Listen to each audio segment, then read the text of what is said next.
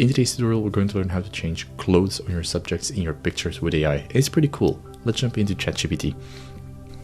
So here we're starting from the homepage in ChatGPT, and if we paste in our image, so reference image that we find, and then we also add a second image of, for example, new pants. So we have the woman here, and the second picture is going to be, if I close this, is going to be the cargo pants. So it can be without a transparent background, it doesn't really matter. Then you're just going to type in the prompt or whatever you want to achieve. So keep the picture of the girl, make her wear the cargo pants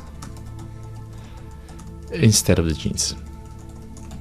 And then we press enter, and then it will start doing its magic. So it will now take both images and try to combine them as good as possible in the prompt. Give it a few seconds to load. You can see it's starting to analyze and starting to create the image. And I'll speed up this part so you can see the result in a second. And here you can see that the image is loading in real time. So you can see it going from the top to the bottom. It's revealing the entire image.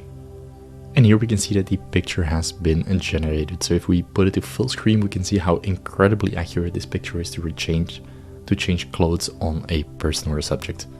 Now if we compare them side by side, we can see that the result is pretty fantastic for an AI.